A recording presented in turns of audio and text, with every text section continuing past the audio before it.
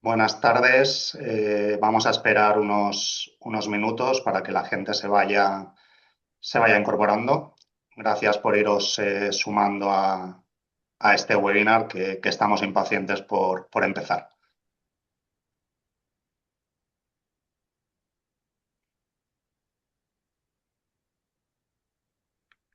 Lo comentado, veo que se van incorporando participantes. Permitirnos que esperemos a que haya un número ya donde podamos empezar el desarrollo del webinar.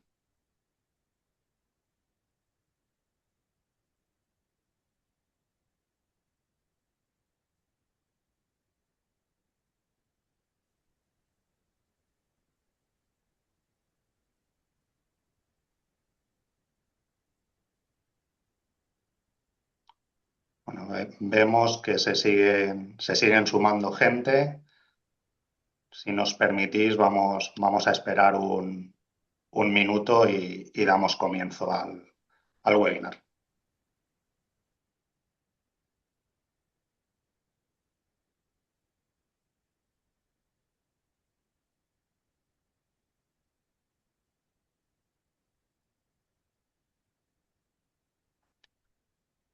Perfecto, pues yo creo que ya estamos en un volumen de asistentes como para empezar con el webinar. Bueno, primero de todo, buenas tardes, buenos días. Daros la bienvenida a este webinar de lanzamiento de la primera guía comparada de Compliance LATAM 2026. Guía comparada que trata sobre la responsabilidad de las personas jurídicas por la comisión de delitos en Iberoamérica. Como os hemos comentado, gracias por conectaros, por acompañarnos en esta jornada en la que vamos a abordar temas claves en el ámbito de cumplimiento normativo de las empresas. Antes de empezar, queríamos comunicaros que la guía comparada de responsabilidad de las personas jurídicas por la comisión de delitos en Iberoamérica ya está disponible para su descarga en nuestra página web compliancelatam.legal. Entendemos que esta es una herramienta que puede ser muy, muy valiosa para todo el ecosistema de compliance. Al final, esta es una guía comparada que se ha elaborado por las firmas miembros de Compliance LATAM, tratando de dar una visión práctica sobre los marcos jurídicos y los distintos sistemas de responsabilidad de las personas jurídicas. En esta ocasión tengo el privilegio de estar acompañado por unos magníficos panelistas que paso a presentar. En primer lugar, permitirme empezar por María Elena Lapetina, socia de Miller Chevalier, que es firma también de Compliance LATAM. En segundo lugar, tenemos a Edwin Bustinza, que es DPO y Compliance Officer de Compañía de Minas Buenaventura. También nos acompañan esta tarde Julio Calderón, que es Chief Compliance Officer de Toyota Colombia. Y por último, pero no por eso en menos lugar, Federico Maeso, que Compliance Officer de Johnson & Johnson en la parte de Research and Development en LATAM. Querría aprovechar esta oportunidad también para presentar brevemente lo que es Compliance LATAM, para todos aquellos que no conozcan lo que es la plataforma de Compliance LATAM. Realmente, Compliance LATAM es la primera plataforma en materia de ecosistema de compliance en la región. Nace de la visión de un grupo de firmas legales importantes con presencia en todo el continente, con la finalidad de contribuir a desarrollar temáticas de compliance. Reúne a profesionales del mundo legal y del mundo de compliance para promover y difundir buenas prácticas corporativas, cultura organizacional y definir lo que son los mejores estándares en materia de cumplimiento normativo.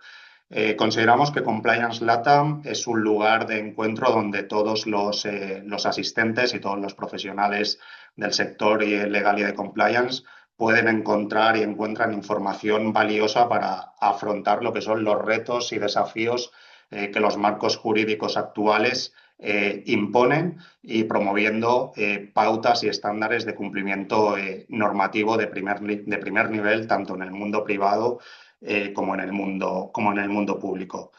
La plataforma está integrada por firmas con presencia en toda Latinoamérica, Estados Unidos y España.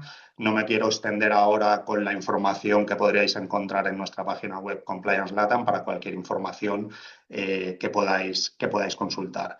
Sobre todo, os invitamos a que nos sigáis en las diferentes redes sociales de Compliance Latam, LinkedIn, YouTube, Instagram y asimismo a que os registréis en la página web compliancelatam.legal.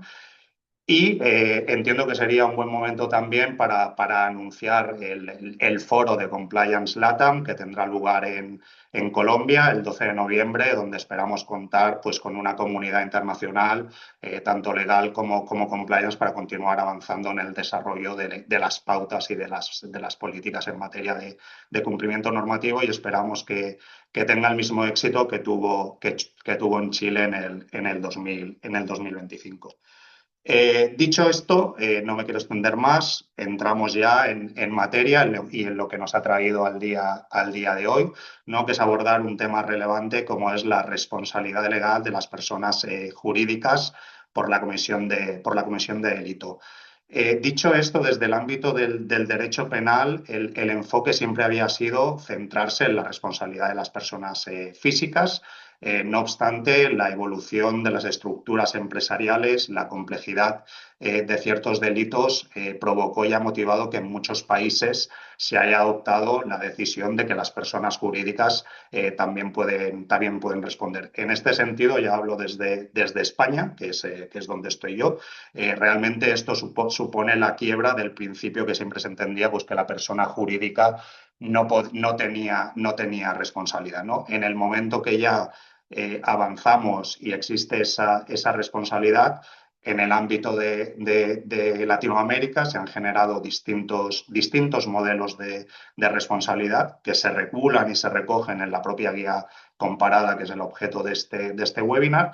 Pero por resumirlo de alguna manera, al final tenemos los modelos y unos sistemas donde se parte de un sistema de responsabilidad penal, en el cual la persona jurídica puede responder en el marco de un procedimiento penal. Tenemos un sistema diferente que se basa más en una responsabilidad administrativa o sancionadora, que al final también puede comportar importantes consecuencias económicas y reputacionales. Y por último, pues aquellos modelos que han adoptado un sistema mixto donde al final pues recogen elementos del modelo de responsabilidad penal y del modelo de responsabilidad administrativa. A pesar de las diferencias, considero que hay una tendencia común, que es el requerir a las organizaciones que tengan un papel activo en la prevención de delitos. Y esto es algo que realmente es el papel central y es lo que puede determinar la responsabilidad también de las compañías. Ya no solo se trata de reaccionar ante el delito, sino de lo que se trata es que las empresas implementen y estructuren verdaderos sistemas de gestión de riesgos legales.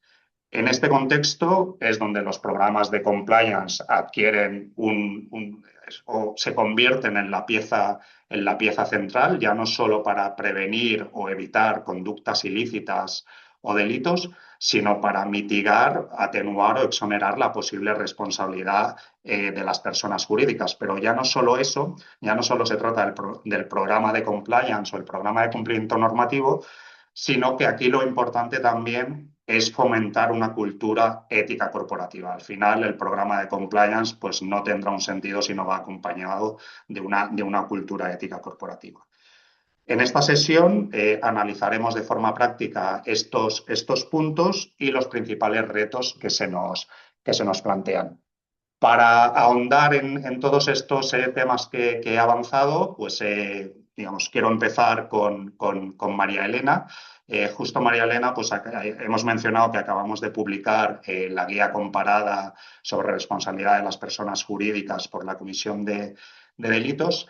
Me surge la pregunta, es decir, ¿cuáles son las diferencias, similitudes que los marcos jurídicos presentan y pueden afectar a la responsabilidad legal de las personas jurídicas? Es decir, ¿cuáles son los factores que se podrían considerar para analizar la responsabilidad legal de las personas jurídicas?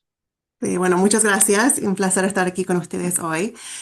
Como Juan Carlos recién mencionó, hemos publicado una guía bastante completa a través de toda Latinoamérica y España para hablar justamente sobre la responsabilidad legal de personas jurídicas. Y es un documento que para mí no solamente es muy útil y completo, pero también resalta justamente esos, las diferencias en los marcos regulatorios a través de estos países. Y creo que en general hay cuatro áreas donde vemos similitudes, pero también diferencias en los marcos jurídicos. Primero tiene que ver con el tipo el régimen. Como recién mencionó Juan Carlos, si es un régimen más administrativo o penal o mixto. Pero también vemos que algunas leyes tienen de forma muy detallada, pueden poner el tipo de delito que puede crear responsabilidad penal para las personas jurídicas. En otras ocasiones vemos que la responsabilidad quizás es un poco más general, no se limita, digamos, a esta lista de delitos.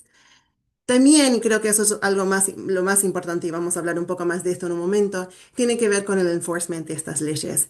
Aunque hemos visto a través de los últimos 10 años, 15 años, más y más leyes que están surgiendo, que se están instalando, digamos, en Latinoamérica y en España, la diferencia real tiene que ver con el enforcement de esas leyes, si se están aplicando, si se están enforzando de forma agresiva o menos agresiva, y qué podemos aprender de ese enforcement, cuáles son las lecciones que podemos aprender a través de los casos reales que se han traído. Y el cuarto punto tiene que ver con la exigencia de los programas de cumplimiento, si se exigen, si no se exigen, y cuáles pueden ser los beneficios de tener esos programas de cumplimiento. Como ya hemos mencionado, digamos, a través de los últimos 10, 15 años, estamos viendo más y más leyes, particularmente en Latinoamérica, que tienen que ver con responsabilidad legal para las personas jurídicas. Es obvio que estamos viendo esta tendencia más y más y más para las corporaciones y qué puede significar para las corporaciones. Por ejemplo, en Chile en 2009 empezamos a ver estas leyes, pero en Argentina solamente a 2018. Entonces, vemos que se están estableciendo más y más leyes, pero todavía son bastantes nuevas. Y creo que el resultado de eso es que tenemos un marco a través de toda la región que todavía se está desarrollando. No tenemos tanta certeza exactamente en cómo se van a aplicar estas leyes. Y también tenemos diferencias países por país que puede generar un poco más de confusión o falta de certeza, digamos, cuando estamos pensando en el panorama de toda la región. Am, Creo que, como mencioné hace un momento, la parte como más importante de mi perspectiva tiene que ver con el enforcement, la aplicación de estas leyes. Es muy importante que ahora hemos establecido estas leyes y que los diferentes países están pensando más y más en las personas jurídicas, pero realmente, o sea, el riesgo tiene que ver con cómo se está aplicando la ley. En los Estados Unidos hemos tenido por muchos años responsabilidad legal para personas jurídicas. Tenemos muchos casos, muchas investigaciones, muchas publicaciones de nuestras autoridades, el DOJ y la SEC, sobre qué significa, cuáles son los factores. Y tenemos un marco bastante establecido de cómo manejar, digamos, ese riesgo posible. Pero en otros países en Latinoamérica no tenemos tantos casos, no tenemos tanta interpretación de la ley.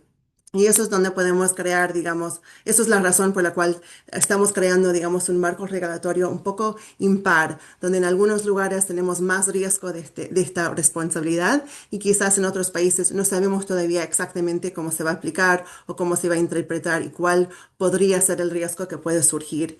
Y creo que eso para oficiales de cumplimiento como ustedes que están manejando varios países o que están tratando de manejar un programa de cumplimiento a través de varios países, ese es justamente el desafío, o sea, cómo crear un programa que cumple con estas leyes, pero sin saber exactamente a dónde vamos con estas leyes o sin tener tanta interpretación de la ley. Y creo que eso es el desafío, digamos, más grande, más importante y realmente tiene que ver con el enforcement de estas leyes y cómo se van a aplicar y qué significa esa aplicación de las leyes. Muy interesante. Al final, María Elena, como tú dices, creo que lo importante también son esos programas de cumplimiento normativo, ¿no? Y un poco el alcance de de esos programas de cumplimiento normativo, ¿no? Que esto al final, pues posiblemente también lo que quiero es que los asistentes, si les van surgiendo posibles preguntas, que las vayan anotando en el chat, porque la idea es que al final pues tengamos también un espacio en el que podamos responder las preguntas que puedan ir surgiendo, ¿no? Porque yo ya aquí lanzaría una primera que en España sucede mucho, que es yo tengo un programa estético y cosmético, pero que después no tengo una trazabilidad de ese programa, ¿no? Esto como, de qué manera o cuál puede ser el alcance de responsabilidad, pero simplemente lo lanzo para así eso poder retomarlo también al final de la presentación. Un poco al hilo de lo que comentabas, María Elena, y dentro del marco regulatorio que tenemos, no sé entonces las empresas qué acciones o qué medidas pueden aplicar para garantizar el correcto cumplimiento normativo de sus actividades. Bueno, como mencionamos al principio, varias de estas leyes sí hablan de programas de cumplimiento. En algunas situaciones tener un programa vigente, activo, robusto de cumplimiento puede mitigar el riesgo, puede reducir la sanción, puede evitar responsabilidad legal totalmente, pero las leyes lo tratan de forma distinta. Algunas leyes dicen esto. Te explican exactamente esto es lo que tiene que tener un programa de cumplimiento, estos son las partes técnicas, los componentes que tenemos que ver y en otras ocasiones no tenemos tanto detalle. Entonces estamos tratando otra vez de manejar o navegar, digamos, esas diferencias legales a través de los países. Pero de mi perspectiva, creo que una de las cosas más importantes que puede hacer una compañía trabajando en varios países con varias leyes vigentes es realmente entender el riesgo que la operación está creando en cada país. Para mí, el principio, o sea, cuando estamos bregando con varias leyes que todas son un poco distintas, es realmente asesorar ese riesgo y entender cuáles son los riesgos que pueden surgir a través de la ley y cuáles son los riesgos que pueden surgir a través del negocio y de las operaciones y crear un programa que está respondiendo a esos riesgos.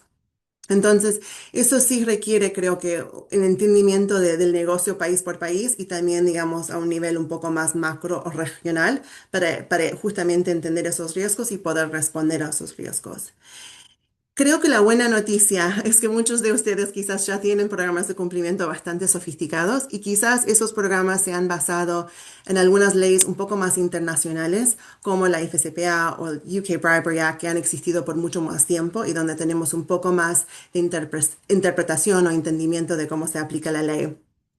Y creo que ahora, o sea, que tenemos esas leyes que se han aplicado por muchos años de forma bastante agresiva y ahora estamos viendo estas leyes más nuevas en la región, el asesoramiento de riesgo no necesariamente requiere, digamos, un programa de cumplimiento totalmente distinto o grande. Realmente es entender cuáles son los riesgos nuevos basado en estas leyes país por país y ver cuáles son los ajustes que podemos hacer al programa de cumplimiento basado en esa diferencia.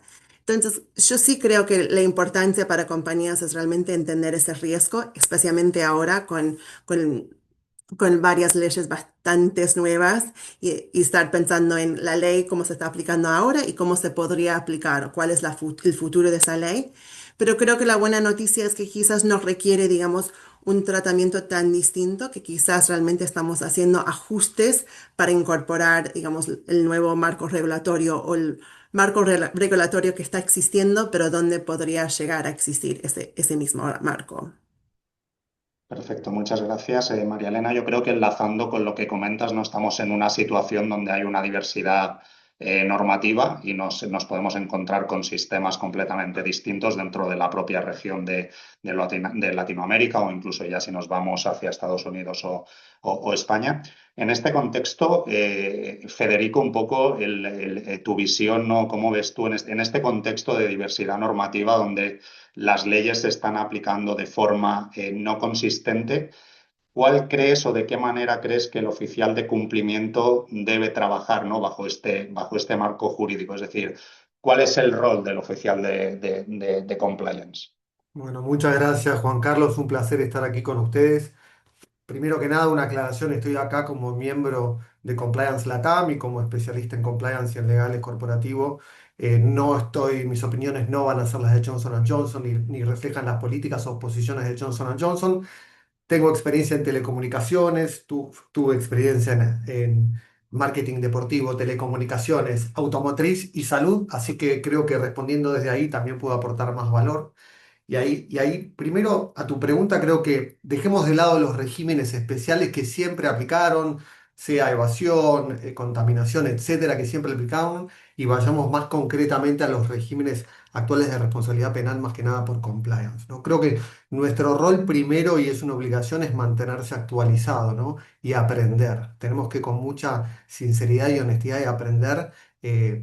Por ejemplo, si tenemos una responsabilidad sobre Latinoamérica, esta guía es una herramienta fundamental, ¿no? Porque esta guía nos permite conocer cómo son los regímenes legales en cada país y con la ayuda de inteligencia artificial podemos pedirle que haga un cuadro de media hoja o un cuadro de 2 hojas o una presentación ejecutiva. Con lo cual, de vuelta, destacar el valor que tiene esta guía para los profesionales de compliance, sean internos o externos, ¿no? Dijimos aprender, aprendemos de las leyes, pero también de la jurisprudencia. Entonces ahí tenemos que saber esperar, ¿no? Y tener paciencia. Estas leyes a menudo no aplican retroactivamente porque pueden implicar retroactividad de una ley penal benigna, con lo cual tenemos que dejarle el espacio y el tiempo para que cada ley en cada jurisdicción vaya dando sus frutos. En Argentina y en Chile ya lo vienen dando con muy buenos pasos hacia adelante en la aplicación de esta ley. Y lo otro que tenemos que hacer es simplificar, ¿no? Toda esta legislación de golpe puede llegar a marearnos como profesionales de compliance y tenemos que tocar base en principios que nos simplifican. ¿Qué nos simplifica? Un principio del compliance es una metodología, ¿no? Es una metodología de entrenar, de capacitar, de asesorar riesgos, de recibir denuncias. Entonces, el compliance como metodología que tiende a que la compañía sea ética y compliance, parezca ética y compliance, y esté en condiciones de acreditar que es ética y compliance, no en este ser, parecer y acreditar, en la medida que hagamos eso bien, vamos a estar seguramente cubiertos bajo las legislaciones de cada país, ¿no? Habrá particularidades especiales, pero eso nos va a dar tranquilidad. El viejo truco de aplicar la norma más estricta también sirve un montón en contratos, en nuestras políticas, en nuestros programas de compliance. Felizmente la FCPA viene siendo mucho la norma más estricta, con lo cual en la medida que apliquemos bien la FCPA, seguramente vamos a estar muy cubiertos en otras jurisdicciones, en otras partes del mundo. El otro factor clave es trabajar en común con otras áreas. Por ejemplo, ¿por qué? Porque en un programa de compliance el data privacy puede estar a cargo de compliance, en otras compañías no. Entonces, por ejemplo, tenemos jurisdicciones como Chile con una omnicomprensiva legislación de responsabilidad penal que incorpora delitos como lavado de activos, trata de personas, evasión. Entonces, hay que saber las limitaciones en donde necesitamos apoyarnos, sean legales, sean finanzas, para que ellos también sepan desarrollar un capítulo de compliance que cubra esas responsabilidades adicionales que de golpe no están en el sombrero tradicional del compliance anticorrupción, ¿no? El otra clave, el risk assessment, ¿no? Tenemos que asesorar, estamos en un contexto, siempre lo estuvimos, de restricciones presupuestarias y humanas, no podemos hacer todo lo que queremos, entonces tenemos que enfocar a dónde está el riesgo, ¿no? Entonces, si una empresa tiene negocio en la TAM, dónde tiene la mayor cantidad de operaciones, va a ser un faro que va a guiarnos en dónde poner las primeras fichas para desarrollar e invertir en un programa de compliance. Por último, si aprendimos, tenemos que enseñar, ¿no? Nosotros los profesionales de compliance tenemos que salir a enseñar. Eso es puertas adentro de la empresa, a veces es puertas adentro pero afuera, como la cadena de valor. La cadena de valor con toda esta normativa es muy bueno, ¿no? Porque le da un impulso a la cadena de valor de compañías locales a desarrollar sus programas. No solo ya porque las licenciatarias exigen en sus contratos un cumplimiento de FCPA, sino porque esto surge de una normativa local, ¿no? Local que va shapeando el mercado. Por eso yo soy muy optimista de las legislaciones locales, de las jurisprudencias y todo este trabajo en conjunto en pos de mayor transparencia y mayor ética en la forma como hacemos negocios. Es decir, comentabas, Federico, al final yo creo que es también un tema importante, es decir, está la formalidad, ¿no? Que son los programas de compliance, pero después está la parte también de la responsabilidad, ¿no? De la gente de compliance de enseñar. Y enseñar al final eso se traduce con la cultura ética que debe impregnarse en la compañía. Yo creo que aquí es cómo logras establecer esa cultura dentro de la compañía, cómo haces que la gente que está dentro de la compañía se sienta cómoda o se sienta con la capacidad de utilizar los sistemas internos de denuncia para trasladar determinados riesgos o problemas que ellos pueden tener conocimiento. Porque yo creo que esto también es una de las herramientas, ¿no? Para garantizar que el compliance funciona. No sé, un poco en tu experiencia, Federico. Total, y eso es algo muy estratégico que tiene que ver con el compliance officer, con la compañía, con los sistemas, ¿no? Yendo de lo más sencillo, tenemos que tener un canal de denuncias, eso lo sabemos todos, tenemos que recibir las denuncias, pero hay alguna estadística que dice que las personas que no denuncian, una de las principales causas es porque creen que la compañía no va a hacer nada al respecto. Por otro lado, las personas que eligen denunciar, una de las primeras causas es porque creen que la compañía sí va a hacer algo al respecto con esa denuncia, ¿no? Con lo cual ahí vemos que el hecho de que la compañía haga algo al respecto es fundamental, ¿no? Entonces, ¿qué hacemos al respecto? Investigaciones objetivas, confidenciales. Es muy importante eso, ¿no? Y no solo que hagamos algo al respecto, sino que demos una retroalimentación a la organización de que estamos haciendo algo al respecto, ¿no? Entonces, esto a menudo es muy complicado desde lo legal, laboral, porque uno no puede publicar las sanciones, porque son privilegiadas, son confidenciales, pero hay que trabajar ahí junto con los abogados externos para ver de qué manera podemos dar una retroalimentación a la compañía, porque eso setea la cultura organizacional y hace que los colaboradores digan, che, acá la compañía se lo toma en serio, hace algo al respecto.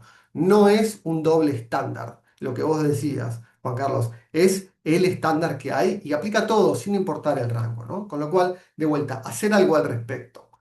Luego está la comodidad de quien denuncia, ¿no? Lamentablemente, hacer una denuncia no es algo cómodo, esto tenemos que saberlo, tenemos que reconocerlo y por eso tenemos que accionar herramientas, la confianza en el compliance officer y hay determinadas herramientas que sirven a dar más comodidad, una comodidad suficiente para recibir la información, ¿no?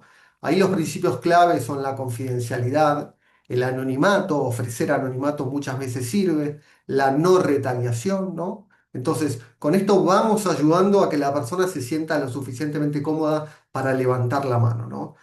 Algunas personas van a estar convencidas de que esto es hacer lo correcto y lo van a hacer, otras personas no lo van a hacer porque es lo correcto, pero quizás lo hagan porque es una obligación por política reportar y escalar, ¿no? Entonces, esto es importante, ¿no? Los dos factores pueden total o parcialmente influir en la decisión de una persona de levantar la mano y generar una denuncia dentro de su compañía, ¿no?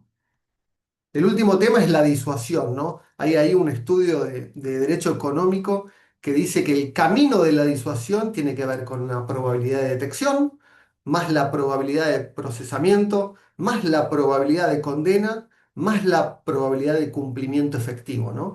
Con lo cual, si multiplicamos todas estas probabilidades, vamos a tener que en una organización o en un país hay un 2% de probabilidad de cumplir una condena o no. En este camino de probabilidades el tubo más grande siempre se lo lleva la detección. Con lo cual, cuanto más podamos expandir, sea como Estado, sea como empresa, la detección y recibir información, mejores chances vamos a tener luego de investigar eficazmente, de administrar disciplina eficazmente y de hacer que el cumplimiento del código de ética no sea un estándar de papel, sino algo que se vive y se percibe.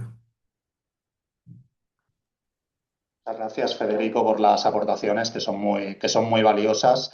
Yo animo a los asistentes a que, aprovechando los panelistas que tenemos, pues efectúen preguntas y a partir de ahí podamos seguir construyendo, ¿no? Y avanzando en ese aprendizaje de compliance que estábamos también, que es para lo que estamos aquí también hoy todos reunidos.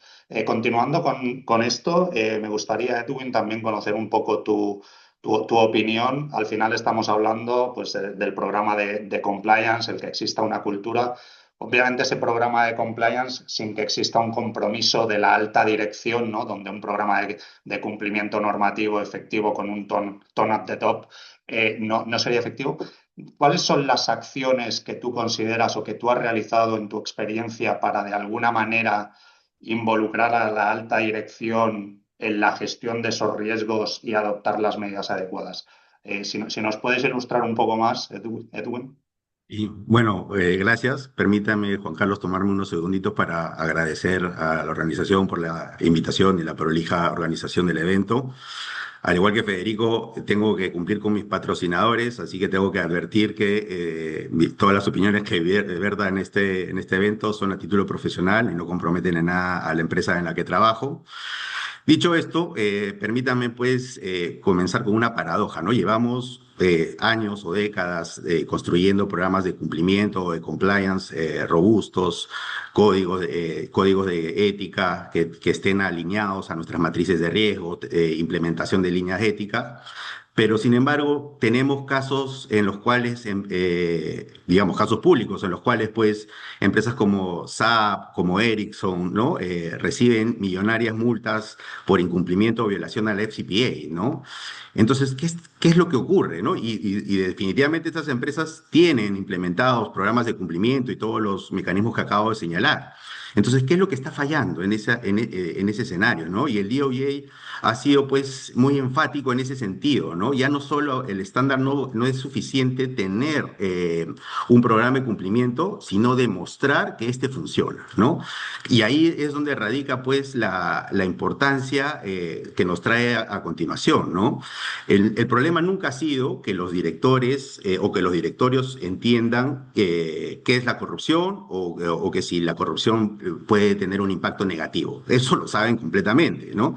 El problema es que, y en mi opinión profesional, es que los directorios o los directores nunca piensan que eso les va a pasar, ¿no? O que están ajenos a esa situación, ¿no? Entonces, cuando a tu pregunta de cómo poder hacer que el programa de cumplimiento, pues asegurar el famoso tone at the top, o sea, yo creo que es convertir que el problema no sea el tono, sino es la traducción.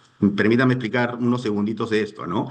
Hoy en día, hace unas semanas, el DOJ emitió pues una norma que es el Corporate Enforcement Policy, que es un nuevo lineamiento en materia para todo el Departamento de Justicia, en los cuales hoy en día se va a premiar aquellas empresas en las cuales exista una autodivulgación de la situación, exista una cooperación plena, ¿no? Y se genere pues una remediación documentada, ¿no? De las situaciones. Entonces, en este nuevo marco o este nuevo escenario en el que nos vamos a desenvolver muchas empresas a los cuales la FCPA se nos aplica o lo tomemos como una buena práctica corporativa, esto va a cambiar un poco el escenario de figura pues para los directores, ¿no? Para la alta dirección, porque ya no van a ver digamos, al riesgo reputacional como algo abstracto, sino como algo concreto, ¿no? Y es ahí, me parece, el punto medular cuando uno va a la alta dirección a conversar sobre estos temas, ¿no? No es directamente cuál es el impacto o el riesgo financiero que asumiría una empresa por incumplir, digamos, alguna de estas disposiciones o caer en una suerte de un delito de corrupción, por ejemplo, ¿no? Entonces, hace poco también apareció esta empresa francesa, la empresa Valsas, ¿no? Que es una empresa que pagó $600.000 en sobornos. La misma empresa agarró, hizo la autodivulgación, presentó indicó quiénes eran los funcionarios que habían incurrido en esto y listo, ¿no? El DOJ decide no acusar a la empresa y sí a los funcionarios involucrados en esta situación, ¿no? Entonces, esta situación cambia completamente el panorama en el cual las empresas hoy en día tienen que tomar en serio este tipo de situaciones, ¿no? Permítame hacer el ejemplo más fácil de repente, ¿no?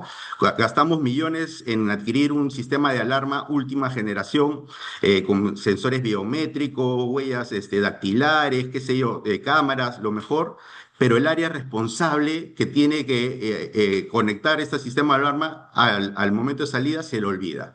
Es lo mismo que ocurre con los programas de cumplimiento hoy en día. Lo tenemos bien enmarcado e incluso generamos pues anuncios de esto, implementaciones conectadas con la ISO, qué sé yo, pero a la hora de la hora, cuando ocurre una de estas situaciones, falla, ¿no? No responde a esas exigencias. Entonces, ¿qué hacemos o qué sugerencias se podrían plantear para que la alta gerencia tenga esto?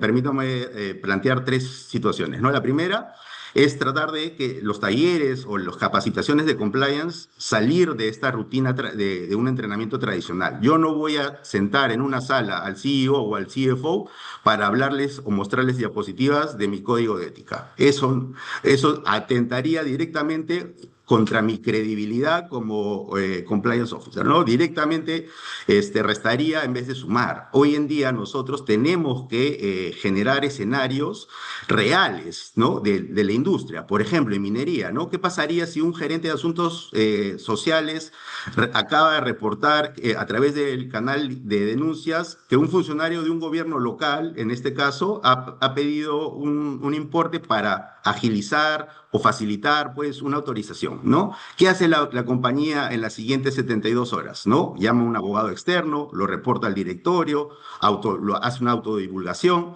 Ahí es donde realmente va digamos, el Departamento de Justicia, la Fiscalía hoy en día, ¿no? Bajo esta normativa de responsabilidad de las personas jurídicas, estas 72 horas van a ser cruciales en cómo podemos ver si la empresa va a ser responsable de las acciones que ha tomado, las decisiones, porque digamos, el silencio o la inacción también estás expresando una decisión, ¿no? También ahí, si el directorio no dice, porque ya los fiscales no van a ir a pedir el libro de actas del directorio para ver dónde se aprobó el pago a este funcionario en el ejemplo que les puse, ¿no? Ya no van a hacer eso, más bien van a ver, oye, ¿qué decisión tomaron?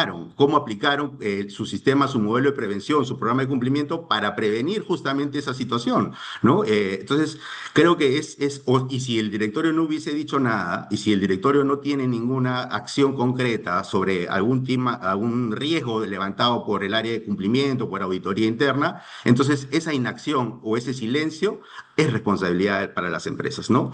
Entonces, este tipo de capacitaciones para poder generar, digamos, una suerte de capacitación real, sincera, creo que es la manera como estoy convencido que la incomodidad que se le genere al funcionario, al director, a la alta dirección, es aprendizaje, ¿no? Esa suerte de incomodidad, ponerlo en situaciones, no en las que sea una suerte de historia, sino en unas situaciones reales, que pasen todo el tiempo en las empresas, ¿no? Porque ninguna empresa vive en una burbuja donde estas cosas no ocurran, ¿no? Entonces, creo que para explicar, ya para cerrar, el estándar es simplemente que las discusiones en materia de compliance se basen en situaciones reales, en situaciones que pasan todo el tiempo y que esto quede documentado, que genere en los directores pues una suerte de espacio de reflexión, que sus propios controles funcionan, ¿no? Y que ante una situación determinada saben cómo responder, ¿no? Y no quedar en un silencio pasivo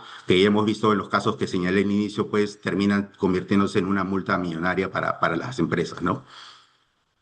Gracias, Edwin. Yo creo que has comentado un punto que es muy interesante, que es qué documentos, ¿no? O en la función de compliance officer uno tiene que trasladar, ¿no? Para evidenciar también la importancia y la responsabilidad de lo que estamos gestionando. Enlazado con esto, en el desarrollo de las políticas, de los procedimientos que desde el área de compliance se deben desarrollar, ¿cuáles son las consideraciones que tú consideras que deben tenerse en cuenta a la hora de establecer estas políticas y estos procedimientos para mitigar la posible responsabilidad legal de la persona jurídica? Y un poco enlazado con esto también, ¿consideras que los marcos jurídicos al final condicionan el desarrollo de estas políticas? Sí, claro que sí, ¿no? Y creo que esta es una de las preguntas críticas de la sesión, porque justamente son los programas de compliance en donde tienen la mayor brecha de incumplimiento a veces, ¿no? Son estos espacios y bueno, y con mayor presencia quizás en la industria minera, ¿no? A veces vemos que, por ejemplo, el Departamento de Justicia, en los reportes anuales que hace, señala pues que en la última década a utilizar intermediarios, por ejemplo, para el cometer este tipo de delitos, supera pues el 50% de aquellos casos donde han sido sancionados, ¿no? Y esta cifra que les señalo en la industria minera a veces es mucho más alto porque las empresas mineras trabajan con intermediarios para poder el relacionamiento comunitario, la gestión de permisos, permisos que se dan en estas zonas remotas y con alta presión regulatoria, ¿no? Bajo el nuevo esquema que ha planteado el DOJ a través del el CEP, la nueva política de enforcement que ha señalado, claramente pues el proceso de autodivulgar, cooperar y documentar y remediar estas conductas van a ser pues los tres pilares en los cuales los programas de cumplimiento van a tener que responder, ¿no? Si tu política de terceros no está diseñada para poder responder a esos tres pilares, entonces es momento que se tengan que poner a trabajar sobre la misma, ¿no? Porque a veces un error suele ser confiarnos, ¿no? Y uno dice, oye, mi política frente a terceros, que es parte de mi programa de cumplimiento, confunden el realizar una debida diligencia o un due diligence solo con que el proveedor, por ejemplo, me llene un formulario 40 páginas, ¿no? Y ya creo que ya con eso ya he mitigado, pues, todos los riesgos posibles, ¿no? Eso es completamente alejado, ¿no? Ahí creo que más que mitigar o gestionar un riesgo, estamos simplemente documentando una situación que es completamente distinta, ¿no? Entonces yo sí creo que como consideración, la política tiene que tengan implementadas las empresas, los programas de cumplimiento tienen, digamos, hablando de relacionamiento con terceros, que es el enfoque que me quiero centrar, tiene pues que no solo seguir que establecer un contrato con tu cláusula reforzada que elaborada por el área legal, ¿no? Eso creo que sería digamos, una falsa sensación, una falsa recomendación, ¿no? Hoy en día los fiscales anticorrupción en el Perú, en el Departamento de Justicia, buscan seguir el famoso follow the money, ¿no? Y eso no está en el contrato, no está en la forma como pago, si le voy a pagar al proveedor contra el resultado de una autorización, de una licencia, si me ha pedido que le pague en las Islas Vírgenes, que haga el depósito en ese lado, ¿no? Entonces, el contrato puede aguantar todo lo que uno quiera, pero la manera como yo demuestro que mi política pudo detectar y operativizar esas alertas, creo que es una de las principales consideraciones, ¿no? Y bueno, en materia del caso que mencioné de Balsas, la autodivulgación pues va a generar un nuevo escenario para las empresas, ¿no? Hoy en día la empresa que vea que aquellos funcionarios que han incurrido en estas acciones, pues tienen que autodivulgarlas, tiene que funcionar su línea ética, digamos, sus mecanismos de control para poder mitigar ese riesgo, ¿no? Entonces, creo que el desafío ahora no es tanto legislativo, porque señalaba bien María, tenemos la legislación, todos los países tienen legislación en esta materia.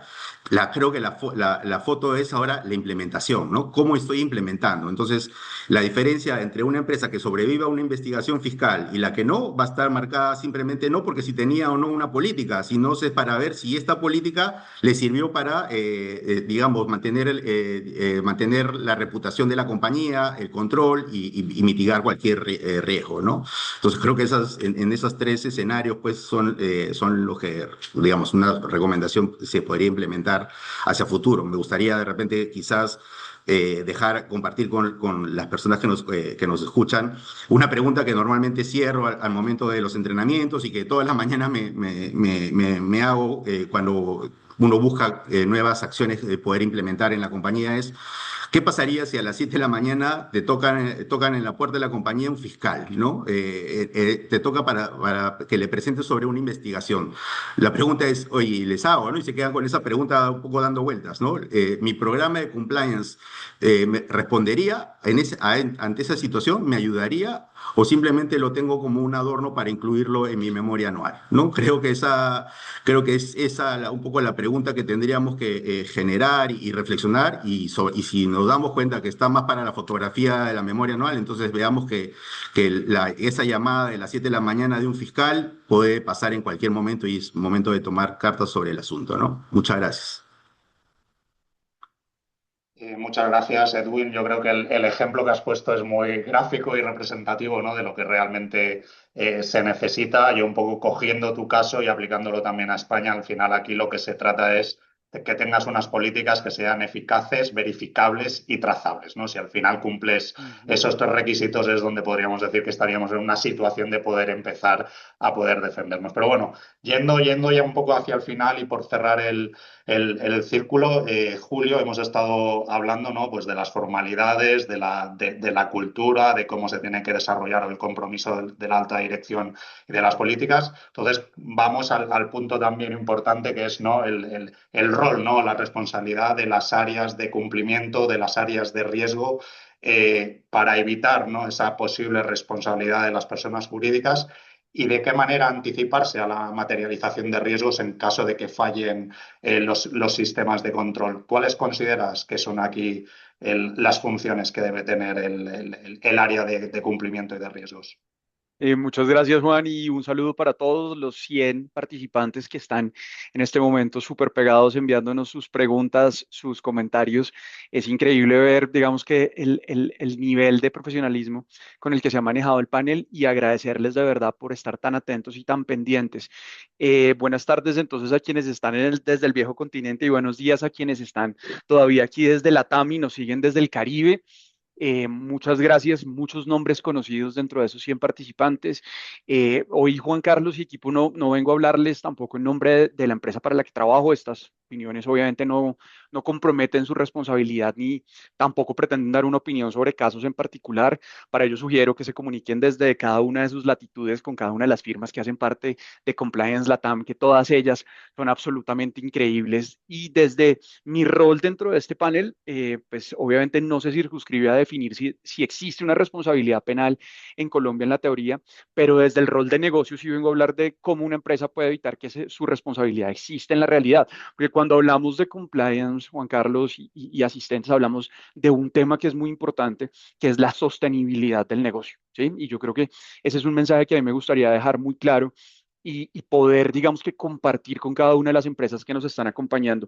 Esa sostenibilidad que en muchos casos se vuelve también resiliencia, esa resiliencia que efectivamente nos lleva a continuar negocios. En el caso de la empresa para la que yo trabajo, más de 70 años vendiendo vehículos en el mundo, con el vehículo más vendido en el mundo y con miles de retos sobre muchos temas que hemos venido trabajando uno a uno y solucionando uno a uno a partir de la implementación de muchos de los puntos y criterios fundamentales de nuestra política.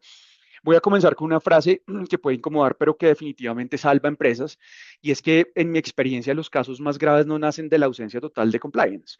Como ya lo han dicho los otros participantes, son muy pocas las compañías que hoy en día ya no tienen un programa de compliance, sino de programas que existen en papel, pero no anticipan cómo se materializa el riesgo en la operación real del negocio, porque el riesgo no se materializa en un manual, ¿sí? El riesgo no se materializa en un documento sobre el cual capacitamos a nuestros empleados, a nuestra línea directiva, sino que se materializa en una urgencia comercial, en una meta trimestral, en un por favor apruébalo dentro de la próxima hora, es una oportunidad única que este tercero nos abre la puerta, o quizás en un pago que no se puede tardar, no se puede demorar. Y definitivamente ahí es donde el cumplimiento y los riesgos se vuelven estrategia. Y esto es un punto fundamental. No funcionan de soporte, no somos, digamos que una actividad que está detrás del back office. Y yo aterrizo esta conversación con una pregunta que transforma comités completos. Cuando me preguntan si este tercero puede ser cliente o proveedor de nuestra empresa hoy, yo siempre respondo con otra pregunta y es, si asumimos el riesgo, ¿estaremos dispuestos a que la empresa arriesgue, cierre temporal o totalmente su negocio o detenga su operación el día de mañana? ¿Estaremos nosotros realmente dispuestos a dejar sin empleo a 100, 200, 300, 400, miles de familias que dependen hoy de lo que nosotros hacemos en compliance? Dentro de las capacitaciones que nosotros hacemos en Toyota, yo siempre tengo una frase y es, el rol del oficial de cumplimiento está en que nosotros durmamos mal todas las noches para que el resto de la empresa pueda dormir tranquila. A veces nuestro rol, pues obviamente se circunscribe a dar negativas, pero no es moralismo, es sostenibilidad. Como dice mi padre, el paraguas no es para una sola lluvia y un programa de cumplimiento no se construye para pasar una tormenta, se construye para que la empresa siga viva cuando llega a la siguiente y la siguiente y la siguiente, y quizás también cuando llega un tsunami. Y aquí entra el punto de negocio que en Colombia es crítico, más allá del debate académico. Cuando el sistema falla, el costo se parece menos a una multa y más a una crisis que amenaza la continuidad y personaliza las responsabilidades. En Colombia, los escándalos actuales, que es una de las preguntas que teníamos ahí en el pabellón, ya vimos varias preguntas de nuestros asistentes acerca de casos reales. eh, estos escándalos enseñan algo que es dolorosamente simple. Cuando el control no opera, el expediente se arma absolutamente solo. En el caso Reficar, por ejemplo, los reportes públicos señalan condenas dejadas en firme contra 2 expresidentes por irregularidades contractuales. Esto solamente en Colombia, 64 meses de prisión, multas superiores a los 600 salarios mínimos por persona. Eh, Ese dato para un gerente no es un dato jurídico, es una alarma de que las fallas de control se convierten en decisiones que un juez termina revisando. En el caso de Brecht, hay condenas reportadas con penas altas y multas relevantes. Un caso absolutamente transversal dentro de toda Latinoamérica. A Brecht, una multa en Colombia de 295.000 millones de pesos, cercano a los 80 millones de dólares. Los medios reportan condenas superiores a los 11 años y más de 7.000 millones de pesos para condenas, multas específicamente para expolíticos vinculados, e incluso algo que fue absolutamente llamativo y fue que se hizo declaración de terminación de múltiples contratos con el Estado por cuenta de objetos y causas ilícitas dentro de la aparente asignación de contratos con pago de sobornos. ¿Qué nos gritan esos casos? Que el riesgo no explota, y no explota por sorpresa, explota cuando hay señales de alerta y el sistema no tiene la fuerza para frenar, escalar y documentar. Y aquí conecto con algo clave dentro del webinar, y es que incluso en la responsabilidad en regímenes administrativos como el colombiano, la autoridad mira cuál es la conducta procesal, como lo estaba mencionando Edwin, como lo dijo Federico en su intervención y María Elena. Mira esa conducta procesal, esa colaboración y esa efectividad del programa. En Colombia, la ley 1778 prevé que al graduar las sanciones puede considerarse la existencia, ejecución y efectividad de programas, y también el haber puesto en conocimiento de la autoridad y haber colaborado activamente dentro de las investigaciones. Además, existe un artículo específico de beneficios por colaboración, incluso con exoneración total o parcial, dependiendo de la oportunidad y la utilidad de la información, que creo que en gran sentido responde a algunas de las preguntas que teníamos en el pabellón. Es decir, la empresa que anticipa, detecta y actúa a tiempo no solo previene, también construye resiliencia y obviamente evidencia acerca de lo que hay que hacer. Entonces, ¿cuál es el rol de cumplimiento y riesgos en una operación real? 3 cosas claves. Primero, convertir señales de alerta en decisiones. No basta con que hagamos una identificación, hay que hacer que el negocio decida con información completa, y hay que ir a la fuente y validar, y hay que ir al fondo de las situaciones. No nos podemos quedar nada más con lo que tenemos en las manos. Hay que definir líneas rojas operacionales, qué se puede acelerar y qué definitivamente no se puede acelerar dentro de una operación. Y hay que asegurar la trazabilidad. Si mañana alguien pregunta, ¿quién sabía y en qué momento se enteró y qué hicieron? Existe una respuesta clara para darle a la autoridad. Y aquí viene, obviamente, la parte cultural más dura, y es que en cabeza de la organización descansa el ejemplo que todos deben seguir. El tono de arriba es el permiso abajo. Por eso el lenguaje del oficial de cumplimiento siempre debe ser ejemplificante. Cero tolerancias a violaciones normativas, sin importar si quien pregunta es un practicante o el presidente de la organización, y sin miedo a decir, esto requiere más profundidad. A veces los oficiales de cumplimiento pecamos por tratar de dar respuestas muy rápidas, pero cuando necesitamos hacer análisis más profundos hay que tomarnos el tiempo para hacerlo. La frase no es, no revisemos tanto que se enfría el negocio, es exactamente cómo se calienta un problema penal, reputacional y operativo. Los casos de compliance y de responsabilidad no empiezan con un delito, empiezan el día en que la empresa decide que un control se vuelve negociable. Ese día, sin darse cuenta, empieza a negociar el futuro y la sostenibilidad y a romper el dique que ha costado tanto construir, el dique de la ética dentro de los negocios. Muchas gracias. Julio, dentro de esto, al final estamos hablando de la posición o del rol de compliance, pero creo que en la práctica también deberíamos pensar en de qué manera, ¿no? debe colaborarse, pues, entre los distintos roles o funciones donde al final puede haber vasos comunicantes, ¿no? Entre la función de compliance, la función legal, la función de recursos humanos, la función de IT, la función de la alta dirección, de manera que la gestión del riesgo no recaiga solo en una posición. ¿Cómo consideras tú que debería articularse esto en la práctica? ¿Consideras que el área de compliance debería funcionar como un área independiente? Porque es una de las preguntas que aprovechando que veo que se nos viene el tiempo encima, pues ya la incorporo directamente y podemos darle respuesta, Julio. Yo lo veo así, Juan Carlos, y es que un programa no fracasa por mala intención. Yo creo que ninguna de las personas que están involucradas con los programas de cumplimiento tienen una mala intención. Fracasa por la ausencia de comunicación entre esos vasos comunicantes y por estar dividido en silos. que es una práctica muy común dentro de las compañías. En una investigación real de parte de las autoridades, la pregunta de la autoridad, de la fiscalía, del prosecutor que va a venir a tu compañía nunca será, ¿tenían un programa de compliance? Porque eso ya lo dan por hecho. Empresas grandes que realizan operaciones de importación, Impo-Expo, que tienen unas certificaciones internacionales como anti-bribery, pues hoy en día ya dan por hecho que existe ese programa de cumplimiento. La pregunta que hará la autoridad es quién sabía, cuándo se enteró y qué hizo con esa información. Y por eso aquí cabe de manera muy práctica la teoría de las tres líneas de defensa y su evolución. La primera línea, el negocio, el dueño del riesgo y de los controles diarios. Entonces, si yo estoy en una operación de Impo-Expo, el negocio de importación y exportación es de dueño de ese riesgo de supply chain. La segunda línea es riesgos y compliance, estándares, monitoreo, hacer el challenge continuo y la asesoría, estar ahí detrás pendiente de qué es lo que está ocurriendo y estar divisando si efectivamente existen señales de alerta. La tercera línea, que es la auditoría interna, que es tan importante para un aseguramiento independiente de que el sistema funciona, y hoy muchas organizaciones avanzan hacia una cuarta línea, que son la junta, los comités de auditorías y riesgo, la revisoría fiscal, el auditor externo, los reguladores y otras instancias de aseguramiento externo que en crisis terminan siendo el espejo final de si el sistema era real o decorativo. Esta idea se conecta con algo muy concreto. En un antecedente sancionatorio público reciente de Colombia, caso Rappi, se discutió que el oficial de cumplimiento era una de las tres líneas de defensa, pero la autoridad enfatizó que el rol del oficial de cumplimiento permea el sistema y participa en diseño, implementación, auditoría y monitoreo. Es decir, no es una persona, es un sistema articulado. Y aquí viene el punto ejemplificante que me pediste y que para mí es el núcleo moral del cumplimiento operativo. Un sistema no se mide por sus políticas, se mide por su capacidad de obligar a reportar y actuar, porque el mayor riesgo no es el error, es el silencio. Lo que destruye a las compañías no es solo que alguien haga algo mal, es que alguien lo vea y entienda y decida que no es su problema. Por eso la colaboración interáreas debe incluir una regla inviolable. Quien sabiendo no reporta, rompe el sistema. Si el sistema se rompe, no se trata de un tema de políticas, debe haber consecuencias internas claras, proporcionales y consistentes, no por castigo, no, sino por supervivencia, y partiendo obviamente de que se trate de un tema de mala fe y no por una ausencia de política. Esto no es teoría, los ejemplos públicos de Odebrecht muestran cómo el riesgo termina personalizándose, se reportan condenas y multas relevantes para distintos actores. El mensaje de negocio es que cuando no hay escalamiento y evidencia, la organización no absorbe el golpe, lo redistribuye, pero lo redistribuye de la peor forma, con responsabilidades individuales y crisis reputacionales, como sucedió en el caso COPS en Colombia. Entonces, ¿cómo se organiza en la práctica sin que quede todo en compliance? Primero, roles claros y trazables.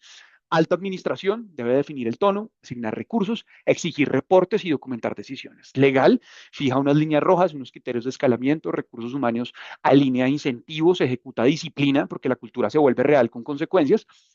Tecnología más seguridad, hace trazabilidad, logs, accesos, segregación, continuidad, ciber y datos. Lo que no tiene evidencia no existe. Compliance y riesgos integran, monitorean, desafían y traducen. Y auditoría interna, junto con auditoría externa, puede validar si el sistema realmente opera como se dice que opera. Segundo punto, después de roles claros, comités como músculo del sistema, comité de riesgos, comité de seguridad, comité de ética, comité de convivencia. Estos comités no existen para recibir informes, existen para tomar decisiones y dejar evidencia de que el riesgo sí fue gestionado. Si no tenemos evidencia, es como si no existiera. Tercero, obligación de reporte y protección del que reporta. Hoy en día las circulares internas en Colombia en el tema de supersociedades insisten en mecanismos para reportar, proteger denunciantes y tener sanciones efectivas frente a infracciones.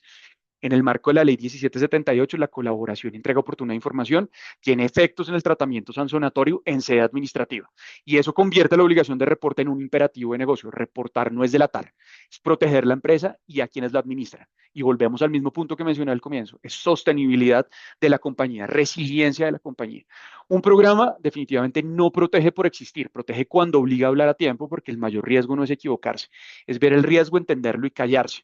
Algo que desde Toyota denominamos alar el cordón andón. Quienes conocen, digamos que la filosofía de Toyota, saben que dentro de nuestras plantas de producción, cada uno de los empleados tiene la posibilidad dentro de la planta de ensamblaje de detener el ensamblaje de un vehículo. Y es lo que hemos tratado nosotros de traducir dentro de compliance, y es que si alguno de los empleados se da cuenta que el proceso que está llevando a cabo tiene un riesgo de cumplimiento, puede detener ese proceso de producción con la finalidad de que ese proceso no pase a la siguiente fase y no permitir, pues obviamente, que el error se perpetúe. Perfecto, muchas gracias, Julio, por todas las explicaciones. Realmente estamos a un minuto de finalizar el webinar. Creo que nos hemos extendido porque el tema da para hablar y para discutir muchos puntos. Creo que a lo mejor, si vamos rápido, María Elena, hay una pregunta que creo que podríamos responder, al margen de que hay muchas otras preguntas que no nos va a dar tiempo a responder, pero que hay una dirección a la que podéis enviar esas consultas y estaremos encantados de poder seguir con la discusión, que es contacto@compliancelatam.legal. Y María Elena, la pregunta es, ¿cuáles son los errores más frecuentes que observan en las empresas que creen tener un programa de integridad adecuado, pero que en la práctica no logra eximirlas de responsabilidad? Sí, bueno, hablamos un poco al principio de que varias de estas leyes en Latinoamérica y en los Estados Unidos tienen algo de requerimientos sobre programas de cumplimiento y algunas tienen algo de detalles sobre qué requiere esos programas de cumplimiento. El Departamento de Justicia de los Estados Unidos ha publicado una guía bastante extensiva sobre cómo evaluar un programa de cumplimiento, cómo saber que el programa de cumplimiento está funcionando como debiera.